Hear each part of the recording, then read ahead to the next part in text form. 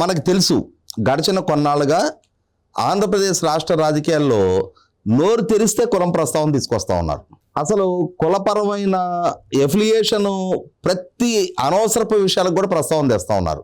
కమ్మ సామాజిక వర్గీయులు మొత్తం చంద్రబాబు నాయుడు గారి పక్షాన, రెడ్డి సామాజిక వర్గీయులు మొత్తం జగన్మోహన్ రెడ్డి పక్షాన ఉన్నట్టుగా చిత్రీకరించే ప్రయత్నం జరుగుతుంది.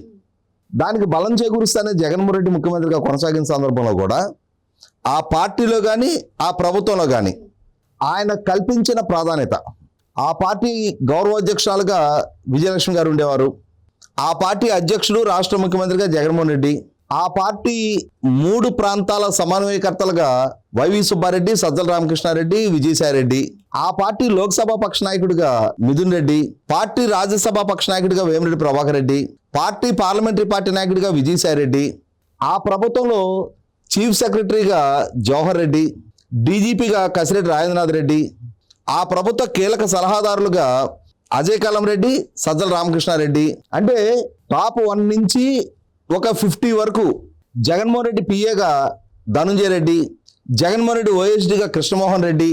అంటే ఇక్కడ మనకి ఏమర్థమవుతుంది, జగన్మోహన్ రెడ్డి తన చుట్టూ రెడ్లతో ఒక వలయం సృష్టించుకున్నాడు. అలా సృష్టించుకొని ఎవరికి అవకాశాలు కల్పించాడో వాళ్ళందరి వల్ల జగన్మోహన్ రెడ్డి పాలనా హయాంలో జరిగిన అక్రమాలు, అరాచకాలు, కుంభకోణాలు, భూ ఆక్రమణలు వీటిల్లో కేసుల పాలై జైలు పాలవుతా ఉన్నారు.